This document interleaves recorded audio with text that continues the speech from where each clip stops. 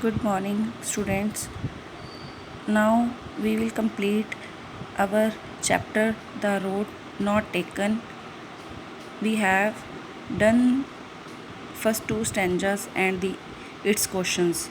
Now we will start stanza number 3. So listen carefully. And both that morning equally lay, in leaves no step had trodden black. Oh, I kept the first for another day, yet knowing how way leads on to way, I doubted if I should ever come back. So students, here the meaning of the word is trodden is crushed, means कुचला हुआ. Poet क्या कहता है कि and both that morning equally ले, जब वो अगली सुबह उठता है तो उसको जो दोनों की दोनों रोड्स हैं वो इक्वली ले मतलब एक जैसी दिखाई पड़ती हैं. और लेकिन वहाँ पे जो जंगल में कुछ पत्ते हैं वो तो कुचले हुए हैं, कुछ हरे हुए हैं, कुछ मुरझा रहे हैं. तो वो सोचता है कि अब मुझे किस रास्ते के लिए जाना चाहिए. लेकिन oh I kept the first for another day, लेकिन उसने अगले दिन के लिए एक नई रोड है वो पहले से ही रख ली थी. मीन्स पहले से ही सोच लिया था कि मुझे किस ओर जाना है अनदर डे के लिए, मतलब अगले दिन के लिए.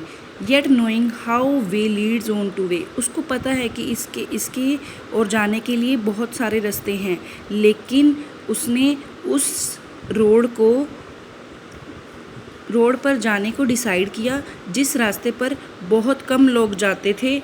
और उसने फिर उसके मन में ये ख्याल आता है कि डाउट होता है कि मैं यहाँ जिस रास्ते से जा रहा हूँ क्या मैं कभी यहाँ पर वापस आ सकता हूँ.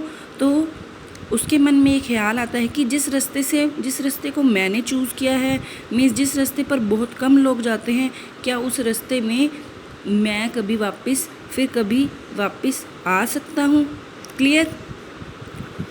Now stanza number 4. I shall be telling this with the sigh. Sigh means relief. वो relief happiness की भी हो सकती है और sorrow की भी हो सकती है. Somewhere ages and ages hence, two roads diverged in a wood, and I took the one less travelled by, and that has made all the difference.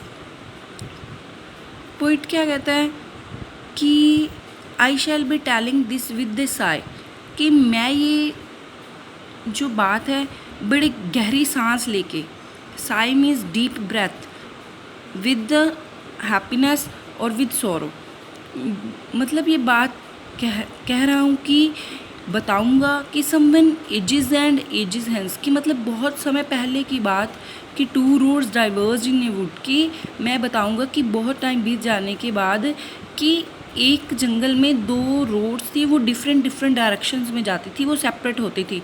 और लेकिन मैंने उस प्लेस को चूज़ किया जहाँ पे बहुत कम लोग जाते थे, और उसने ही मेरी ज़िंदगी में जो है डिफरेंस पैदा कर दिया था.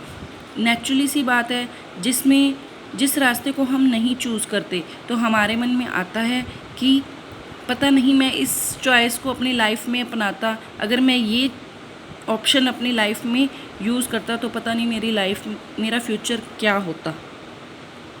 लेकिन उसी तरह पॉइट कहता है कि मैंने भी उस रास्ते को चुना जिस रास्ते में बहुत कम लोग जाते थे, लेकिन उस रास्ते ने मेरी ज़िंदगी में बहुत डिफरेंस बना दिया, and that has made all the difference.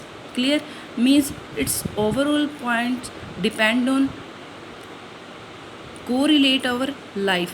That road not taken means जिस रोड को हम नहीं चूज़ करते और जिस रास्ते को बहुत कम लोग अपनाते हैं, उस रास्ते का हमारी ज़िंदगी में क्या इफ़ेक्ट होता है. क्योंकि जो ह्यूमन बीइंग्स हैं वो एक भेड़ चाल है कि जिस रास्ते पे सब लोग जा रहे हैं हम लोग भी उसी रास्ते को चुनेंगे.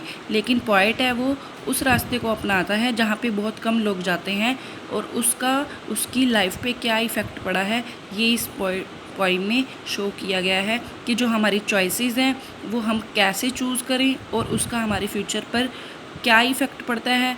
And once we make our choice then we can't go back.